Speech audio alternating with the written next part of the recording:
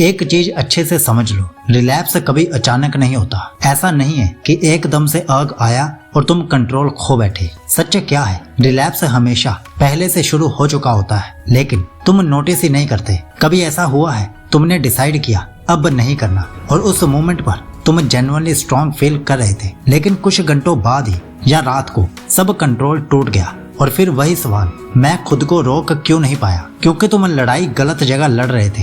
तुम सोच रहे हो मुझे आग को कंट्रोल करना है, लेकिन रियलिटी ये है जब आग आता है तब तक गेम ऑलमोस्ट खत्म हो चुका होता है। असली गेम कहाँ होता है? उससे पहले, उस मोमेंट में जब माइंड थोड़ा बोर्ड होता है, थोड़ा डिस्ट्रैक्टेड होता है और धीरे धीरे ट्रिगर ढूंढना शुरू करता है। वही मोमेंट डिसाइड करता है तुम रिलैप्स करोगे या नहीं। लेकिन 90% लोग यहाँ क्या करते हैं, वो उस अर्ली सिग्नल को इग्नोर कर देते हैं, और जब तक उन्हें रियलाइज होता है तब तक वो चेन बन चुकी होती है। बोर्डम, ट्रिगर, इमेजिनेशन, अर्ग, रिलैप्स, और फिर वो कहते हैं मुझसे कंट्रोल नहीं होता। जबकि सच ये है तुमने कंट्रोल खोया नहीं, तुमने कंट्रोल लिया ही नहीं। इसलिए इस वीडियो में हम बात करेंगे उस रेयर ट्रिगर सिस्टम की जो रिलैप्स को शुरू करता है, और कैसे तुम उसे शुरुआत में ही पकड़ सकते हो ताकि तुम्हें एंड में लड़ना ही ना पड़े। क्योंकि जिस दिन तुमने शुरुआत पकड़ ली उस दिन से रिलैप्स को कंट्रोल करना नहीं, अवॉइड करना शुरू हो जाएगा। अब सबसे बड़ा सवाल, ये ट्रिगर सिस्टम एक्चुअली काम कैसे करता है? क्योंकि रिलैप्स कोई एक मोमेंट नहीं है,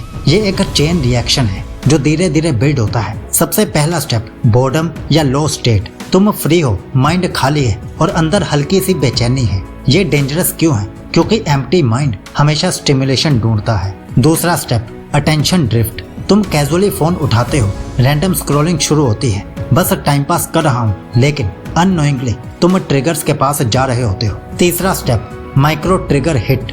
कोई इमेज, कोई रील, कोई थॉट, और बस माइंड एक्टिवेट हो जाता है। अभी आग स्ट्रॉन्ग नहीं है, लेकिन तुमने बीज बो दिया है। चौथा स्टेप, इमेजिनेशन लूप। अब तुम कॉन्शियसली कुछ नहीं कर रहे, लेकिन माइंड खुद सीन्स बनाना शुरू करता है। बस सोचना है, ये तो रिलैप्स नहीं है। और यही सबसे बड़ा ट्रैप है, क्योंकि इमेजिनेशन ही फ्यूल होता है। जितना तुम सोचोगे उतना आग स्ट्रॉन्ग होगा और धीरे धीरे रेजिस्टेंस वीक पड़ने लगता है। पांचवा स्टेप, आग पीक, कंट्रोल ब्रेक। अब तुम्हें लगता है अब रोकना मुश्किल है और तुम सोचते हो रिलैप्स यही हुआ, लेकिन सच क्या है, ये डिसीजन पहले ही हो चुका था। इसलिए समझो, रिलैप्स एंड में नहीं होता, वो स्टार्ट में डिसाइड होता है। लेकिन प्रॉब्लम ये है तुम पूरा फोकस लास्ट स्टेप पर लगा रहे हो, मुझे स्ट्रॉन्ग बनना है, मुझे कंट्रोल करना है, जबकि गेम तो पहले 3 स्टेप्स में ही हार चुके होते हो। इसलिए अगर तुम्हें सच में कंट्रोल चाहिए तो तुम्हें आग से नहीं, ट्रिगर सिस्टम से लड़ना पड़ेगा। क्योंकि जहाँ चेंज शुरू होती है वही उसे तोड़ा जा सकता है, बाद में नहीं। अब यहाँ से एक्चुअल कंट्रोल शुरू होता है, रिलैप्स से बचने का रियल तरीका, और ये स्ट्रॉन्ग बनने से नहीं, चेन को शुरुआत में तोड़ने से आता है। अब तक तुम क्या कर रहे थे? आग आने के बाद फाइट। अब क्या करना है? आग आने ही मत दो। स्टेप 1, अर्ली सिग्नल पकड़ो। जैसे ही फील हो माइंड खाली हो रहा है, अटेंशन भटक रहा है, उसी मोमेंट अलर्ट हो जाओ, क्योंकि यही वो पॉइंट है जहां गेम अभी भी तुम्हारे कंट्रोल में है। Step 2, immediate physical interruption. Wait मत करो, देखते हैं क्या होता है, ये मत सोचो, तुरंत एक्शन लो। उठ जाओ, वॉक करो, पानी पियो, फोन दूर रख दो। एक्शन छोटा लेकिन ब्रेक बड़ा, क्योंकि तुम चेन को आगे बढ़ने ही नहीं दे रहे। Step 3, attention shift. सबसे पावरफुल, माइंड इमेजिनेशन में जाए, उसे रोकने की कोशिश मत करो, बस शिफ्ट करो। ब्रेथ पर, सराउंडिंग्स पर, प्रेजेंट मोमेंट पर 10 से 15 डीप ब्रीदिंग करो, बिना फोर्स के, सिर्फ ऑब्जर्व करो। इससे क्या होगा, इमेजिनेशन का फ्यूल कट जाएगा, आग वीक होने लगेगा। Step 4, energy redirect. ये समझो, आग एनिमी नहीं है, ये एनर्जी है जो रॉन्ग डायरेक्शन में जा रही है, उसे शिफ्ट करना है। Pushups, fast walk, focused work, ताकि एनर्जी सर्कुलेट करे। और जब ये 4 चीजें साथ आती हैं, awareness, early interrupt, attention shift, energy redirect, तब पहली बार तुम्हें फील होगा कि मैं अब कंट्रोल ले रहा हूँ। ये फोर्स्ड कंट्रोल नहीं होगा, ये नेचुरल इंटरप्शन होगा। और यही डिफरेंस है स्ट्रगल वर्सेस सिस्टम का। क्योंकि अब तुम हर बार जीतने की कोशिश नहीं कर रहे, तुम गेम को होने ही नहीं दे रहे, और जब गेम शुरू ही नहीं होगा रिलैप्स पॉसिबल ही नहीं होगा। अब यहाँ पर एक इम्पोर्टेंट ट्रुथ को समझ लो, बहुत से लोग ये सिस्टम समझ लेते हैं फिर भी रिलैप्स रुकता नहीं। क्यों? क्योंकि वो इसे कंसिस्टेंट तरीके से अप्लाई नहीं करते और कुछ गलतियां करते हैं। पहली गलती, डिले करना। सिग्नल आया, माइंड भटका, लेकिन तुम सोचते हो थोड़ा देख लेते हैं, अभी कंट्रोल में हूँ, और यही डिले चेन को आगे बढ़ा देता है। याद रखो, कंट्रोल सोचने से नहीं, तुरंत एक्शन से आता है। दूसरी गलती, ओवर कॉन्फिडेंस। 5-6 दिन कंट्रोल रहा और तुम सोचने लगते हो अब तो मैं संभाल लूंगा, और फिर तुम ट्रिगर्स के पास जाने लगते हो। वही फोन, वही लेट नाइट, वही अकेलापन, और फिर सरप्राइज, रिलैप्स। क्योंकि सिस्टम फॉलो नहीं हो रहा, ईगो फॉलो हो रही है। तीसरी गलती, मेंटल इंटेलिजेंस को इग्नोर करना। तुम कहते हो मैंने कुछ किया तो नहीं, लेकिन माइंड में इमेजिनेशन चल रही है और वही इमेजिनेशन धीरे धीरे आग बना देती है। इसलिए कंट्रोल सिर्फ बाहर नहीं, अंदर भी चाहिए। चौथी और सबसे डेंजरस गलती, इनकंसिस्टेंसी लूप। 2 दिन फॉलो किया, फिर ब्रेक, फिर गिल्ट, फिर रीस्टार्ट।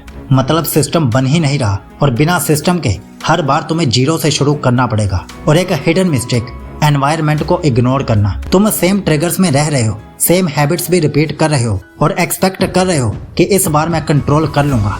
ये पॉसिबल नहीं है, क्योंकि माइंड पैटर्न बेस्ड काम करता है। इसलिए प्रॉब्लम ये नहीं है कि तुम कमजोर हो, प्रॉब्लम ये है कि तुम सिस्टम को हाफ फॉलो कर रहे हो। तो अब पूरी बात क्लियर है। रिलैप्स कोई अचानक होने वाली गलती नहीं है, ये एक पैटर्न है जिसे सिस्टम से तोड़ा जा सकता है। और सबसे इम्पोर्टेंट, कंट्रोल विल पावर से नहीं आता, कंट्रोल आता है राइट सिस्टम प्लस कंसिस्टेंसी से। लेकिन यहाँ एक ऑनेस्ट बात, ये सब समझना आसान है लेकिन डेली अप्लाई करना मुश्किल होता है। क्योंकि रियल लाइफ में बोर्डम आएगा, ट्रिगर्स आएंगे, डिस्ट्रैक्शंस भी आएंगे, और अगर तुम्हारे पास कोई क्लियर स्ट्रक्चर नहीं है ब्रह्मचर्य का, तो तुम फिर से उसी लूप में चले जाओगे। इसलिए अगर तुम जेन्युइनली रिलैप्स साइकिल तोड़ना चाहते हो तो तुम्हें रैंडम कोशिश नहीं, एक स्टेप बाय स्टेप सिस्टम चाहिए, जहाँ तुम्हें ये क्लियर हो कि कब क्या करना है, कैसे सिग्नल्स पकड़ने हैं और कैसे तुरंत एक्शन लेना है। और इसी पर्पस के लिए हमने डिजाइन किया है 100 डेज ब्रह्मचर्य ट्रांसफॉर्मेशन फ्रेमवर्क। ये कोई मोटिवेशन नहीं है, ये एक स्ट्रक्चर्ड प्रोसेस है, पहले दिन से 100 दिन तक,